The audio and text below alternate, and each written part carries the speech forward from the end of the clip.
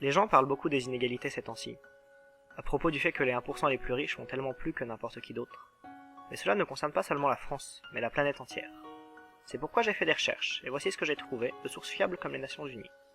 Commençons par ce graphe. Une répartition parfaitement équitable des richesses entre tous les êtres humains divisés en 5 groupes égaux. Les plus pauvres sont à gauche et les plus riches à droite. Voyons maintenant combien chacun de ces groupes a réellement.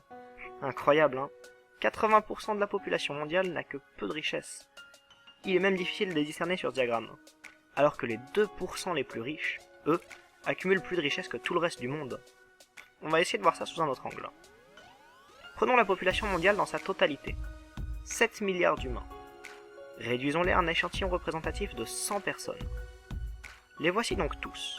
Les plus pauvres à gauche, les plus riches à droite. Maintenant, voyons comment les richesses du monde, soit environ 223 billions de dollars, sont réparties. La grande majorité de la population n'a quasiment rien du tout.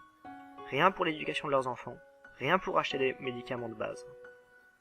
Alors que les 1% les plus riches ont fait main basse sur 43% des richesses de notre monde. Ainsi, il ne reste aux 80% les moins favorisés, c'est-à-dire à 8 personnes sur 10, que 6% des richesses à se partager. Mais même ça ne suffit pas à montrer à quel point la situation est extrême. Les 300 personnes les plus fortunées au monde possèdent autant de richesses que les 3 milliards les plus pauvres. En d'autres termes, l'équivalent du nombre de passagers d'un avion de ligne a davantage de richesses que les populations cumulées de l'Inde, de la Chine, des États-Unis et du Brésil. On peut également constater ces écarts géographiquement, par un énorme fossé grandissant entre quelques endroits riches et la majorité de la planète. Historiquement, les différences n'ont pas toujours été si marquées. Il y a 200 ans, les pays riches étaient seulement 3 fois plus riches que les pays pauvres.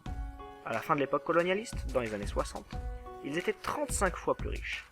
Aujourd'hui, ils sont environ 80 fois plus riches. Est-ce bien normal?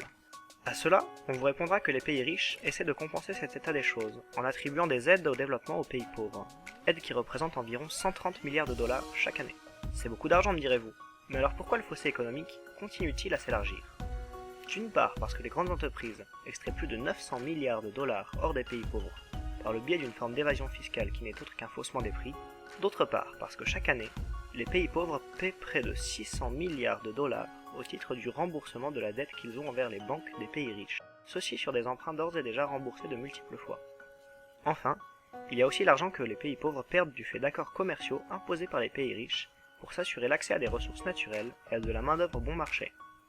Le calcul d'économistes de l'université du Massachusetts estime ce coût à environ 500 milliards de dollars par an pour les pays pauvres. Somme toute, c'est plus de 2 billions de dollars qui passent chaque année des régions les plus pauvres du monde vers les régions les plus riches. Nos gouvernements disent hypocritement que nous aidons les pays pauvres à se développer. Mais qui développe qui ici? Tout ça me fait penser qu'il y a un problème avec les lois fondamentales de notre économie. Ça ne peut pas être acceptable que les richesses de notre planète soient concentrées dans les mains de si peu de personnes.